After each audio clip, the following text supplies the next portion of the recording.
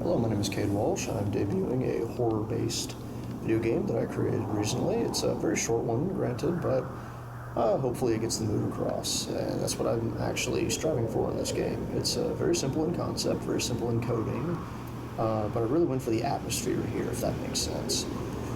So to start out, we're in this kind of tundra-based Arctic wasteland thing. It's got a lot of snow blasting at you, which are all particle effects, of course. It's got, lightning happening in the sky overhead, the howling wind, all good things, and it kind of creates this little fog for our flashlight here. So every little nook and cranny in the map has some type of element to it that can tell a story in and of itself, and I kind of just wanted to make sure that they all told a story together.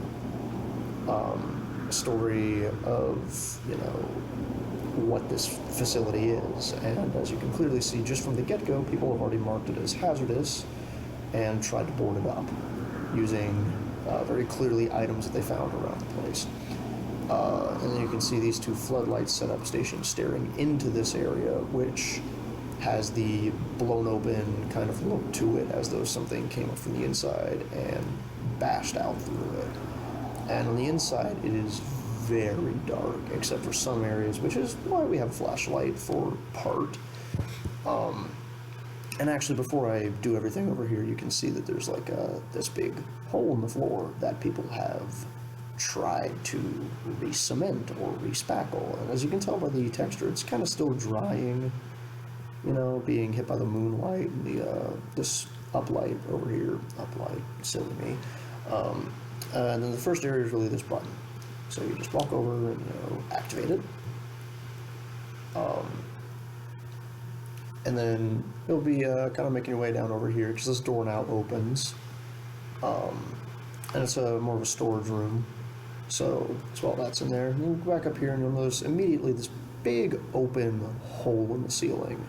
Because again, a lot of the stuff that I want to do is very environment driven.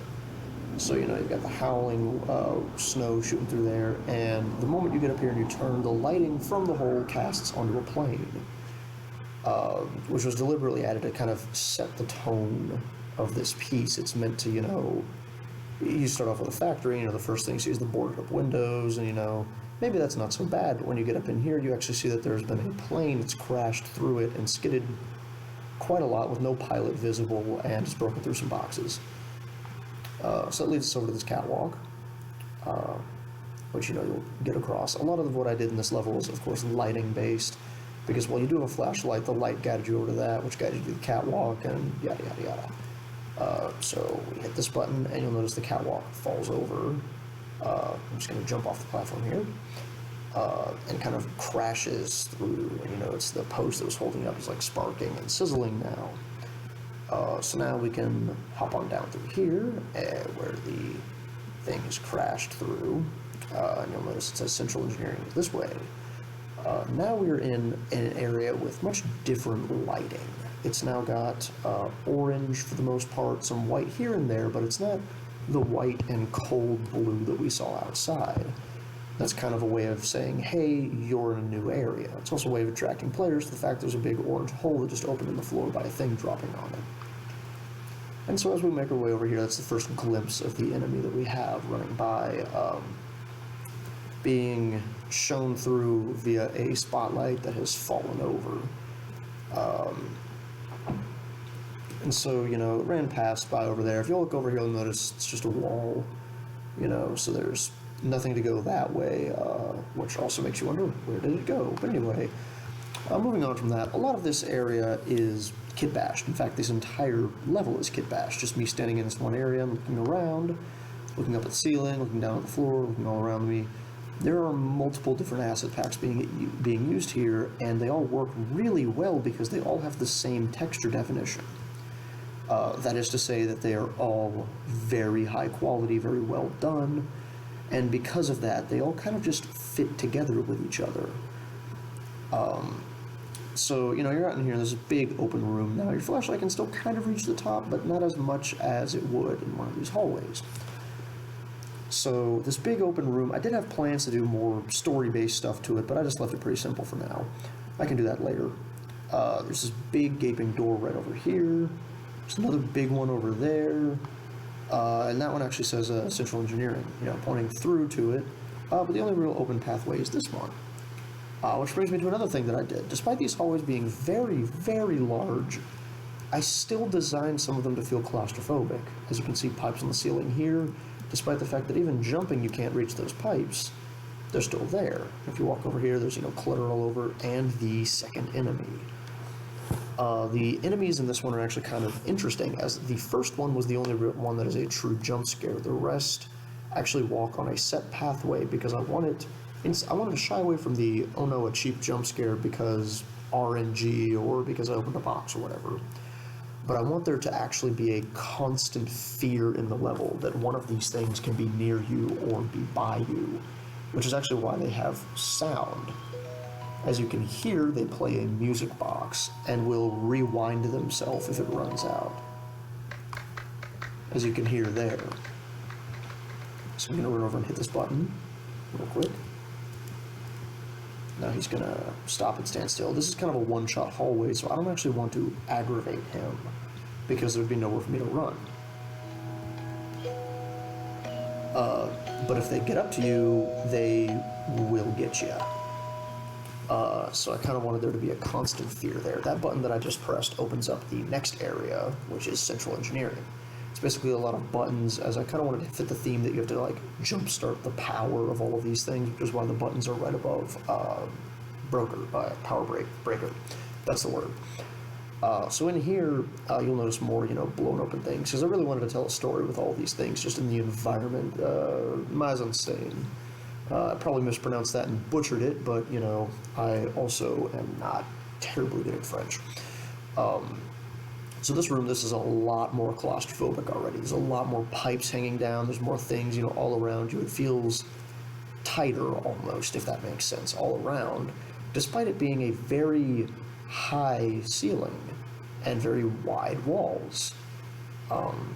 So we will eventually make our way over here to 01, and the reason that I love the 01 so much is because it implies there are more than one central engineering room. And as you can already tell, it is occupied by one of these guys, roaming a much larger area than the smaller one was beforehand. So he walks a very interesting path. So I'm kind of going to avoid him, kind of go over here. I can duck in this little nook and cranny. It's kind of just a search for the next button, though. So, he's coming over this way, so I can duck over here. Turning off your flashlight doesn't do a whole lot just yet. I can blast my light at him all I want. He won't really notice. I hope. Okay, yeah. So, in the future of it, because I was very limited on time for this project, I actually plan on implementing a thing, because I want to keep going with this. I want this to be kind of a full-fledged thing that I can show and say, hey, look what I made, this is pretty cool. But clearly there's a lot left to be desired of it, especially with the final room, which, just tells you, hey, congrats, you won. But with these guys, I actually want to add a trigger box to them that enables them to see the user's flashlight. Because I feel like that'd be a really cool thing, and then also adding a system to it where it can see you. Now I realize I haven't really yet done a detection on one of these things, so I'm going to go ahead and irritate it. Look at him go. And that's not creepy and terrifying at all. Uh-oh. I'm running. And now he will stop and look around for me, and he will eventually walk back and do his business again. I'm scared to see if he's there still. Okay, so that's really how they work. They will, get aggravated at you and attack you. If they touch you, it is game over. I do plan on having a save system that's basically made entirely out of trigger boxes hidden around the area, that once the player steps on a trigger box, it will save the player's save data there and the data of the map, and once the enemy comes in contact with the player, it will reset to that point. So that's the level as it is right now. There's definitely a lot that I'm going to be implementing. There's a lot of little nuances here and there. So far, the final room just says end. My plan for this room is to actually have a machine either chase you into it and another door close, or to have machines kind of just lining the walls as if it's a big engineering room that you've just stumbled into. Some other people have suggested things that I kind of agree with. I like the ideas. Having a continuation of the facility and just keep going with it, make it bigger, make it greater. Don't really have the need for this room that just says end, have more puzzle-based stuff in it, which I really like, and I actually feel like I might do that going forward. But as of right now, it's a very simple, very short, horror-based game, so that's about it. Again, my name is Cade Walsh, studying here at Purdue University for CGT Game Design, and this is the first level that I can say I'm proud of. Thank you all very much, and I hope to talk to you again soon.